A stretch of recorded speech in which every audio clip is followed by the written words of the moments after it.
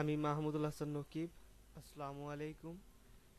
ফটোশপের তৃতীয় পর্বে আপনাদেরকে স্বাগতম। আজকে আমরা ফটোশপের একটি খুবই গুরুত্বপূর্ণ এবং সহজ একটি প্রজেক্টের মাধ্যমে আমরা দুইটি টুল শিখতে চেষ্টা করব। তো চলুন আমরা দেখি কি কি আজকে আমরা শিখব।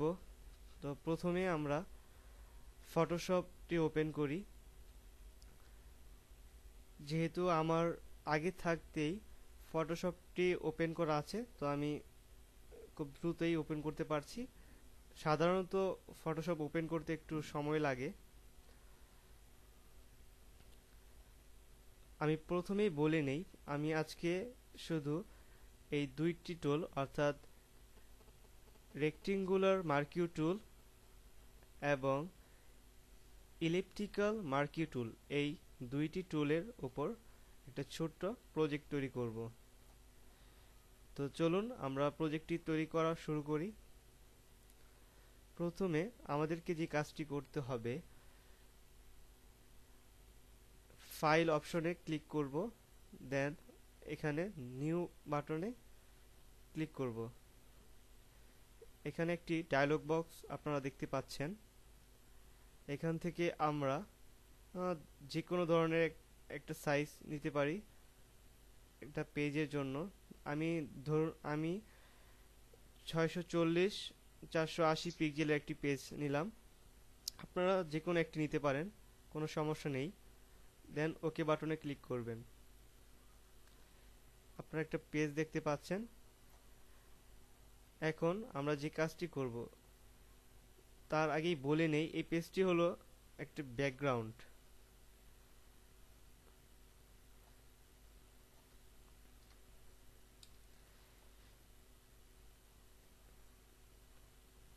এখন আমরা এই দুইটি টুল ইউজ করব।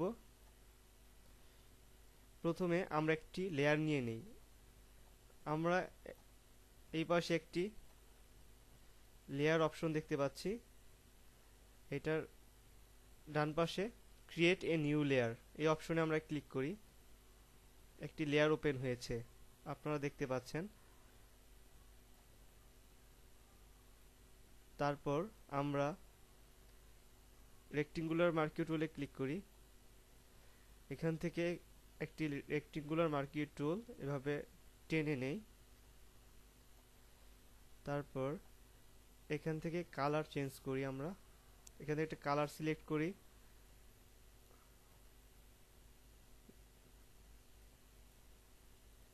ওকে বাটনে ক্লিক করি। তারপর আমরা এখান থেকে এই টুলটি আপনারা আগেই চিনেছেন প্রথম টিউটোরিয়ালে, পেইন্ট বাকেট টুল। এই টুলের মাধ্যমে কালার পোস্ট করা হয়। তো এটা এই সিলেক্টেড বক্সের মধ্যে ক্লিক করি। এখানে আবার ক্লিক করি, দেন কন্ট্রোল ডি চেপে বক্সটাকে ডিসিলেক্ট করে দেই। এটা একটি আলাদা লেয়ার, ঠিক আছে। আর এটার নিচের যেই শেপটা আমরা দেখতে পাচ্ছি অর্থাৎ সাদা শেপটা, এটা ব্যাকগ্রাউন্ড। একইভাবে আমরা আরেকটি লেয়ার নেই। লেয়ারের বক্স ক্রিয়েট এ নিউ লেয়ারে ক্লিক করি। তারপর এবার আমরা ইলিপ্টিক্যাল মার্কিউ টুল ইউজ করব। ইলিপ্টিক্যাল মার্কিউ টুলে ক্লিক করি। এখানে একটি গোল আকৃতির সূর্যের মতো একটি গোলক বৃত্ত আঁকি। এবার আবার কালারটা চেঞ্জ করে নেই। এখানে আমরা রেড কালার ইউজ করব। ওকে পেন বাকেট টুলের মাধ্যমে কালার পুশ করব। দেন আমরা কন্ট্রোল ডি চেপে ডিসিলেক্ট করে দিব। Control D.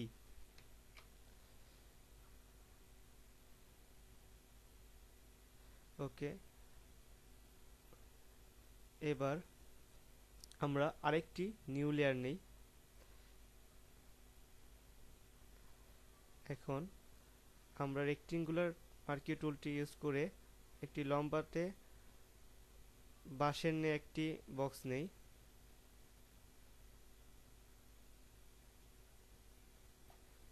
ওকে, বক্সটি হয়ে গেল। এবার আমরা একটি কালার দেই এর মধ্যে।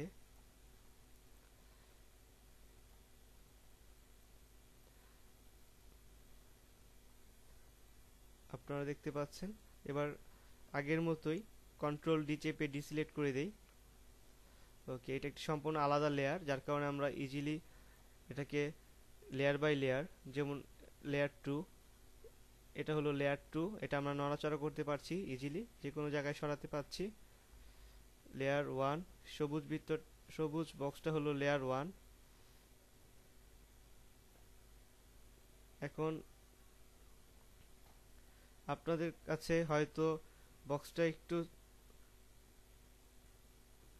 পাশে লম্বায় ছোট হয়ে গেছে, তো আমরা কন্ট্রোল টি চেপে এভাবে টেনে লম্বা করতে পারি, একটু বড় করতে পারি। ওকে, এন্টার দিলে এটা ঠিক হয়ে যাবে, আগে শেপ চলে আসবে। এবার লেয়ার 2 তে যাই, এভাবে সাজাই। এখন লেয়ার 3 এ যাই, এর মাধ্যমে একটি সিম্পল প্রজেক্ট, আমাদের দেশের জাতীয় পতাকা তৈরি হয়ে গেল। এই এখন আমরা সবুজের মধ্যে যেই লাল গোলকটি আছে, এটা সৌন্দর্য আরেকটু বৃদ্ধি করার জন্য এই লেয়ারের টুলবারের নিচের দিকে ফাংশন অ্যাড এ লেয়ার স্টাইলে ক্লিক করি। এখান থেকে আমরা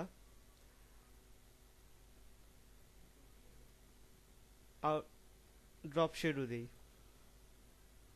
এখানে একটি ডায়লগ বক্স ওপেন হয়েছে, যেখানে আপনি ব্লান্ট মডেল এখান থেকে নর্মাল করে দিবেন। দেন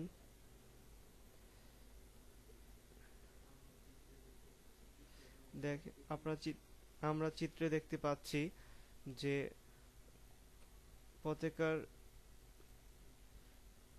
বৃত্তের ভেতর কিছুটা চেঞ্জ আমরা দেখতে পাচ্ছি। কালার চেঞ্জ করলে এখানে সাদা একটি কালার শেপ আসে বাইরের দিকে। আমরা যেদিকে ঘোরাবো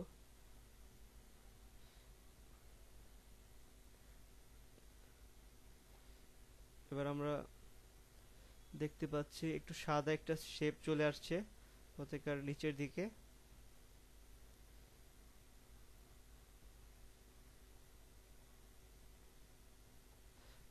এবার আমরা ওকে বাটনে ক্লিক করি।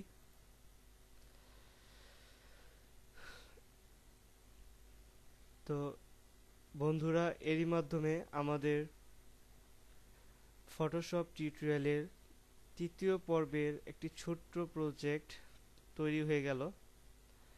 আপনারা চাইলে বাসায় এই প্রজেক্টটি নিজেরা এই রেক্টেঙ্গুলার মার্কিং টুল ইউজ করে খুব সহজেই এরকম এরকম অনেক ছোট ছোট এবং অসাধারণ কাজ আপনারা নিজেরা করতে পারেন। এটা জাস্ট একটা উদাহরণ দেওয়া হলো যে কীরকম ভাবে এই টুলটা ইউজ করা হয়।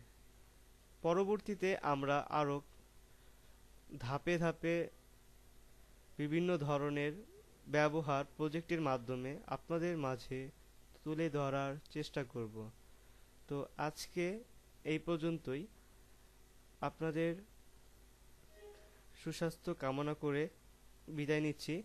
পরবর্তী পর্ব দেখার জন্য আমন্ত্রণ জানিয়ে বিদায় নিচ্ছি। আসসালামু আলাইকুম। আপনারা ভালো থাকবেন এবং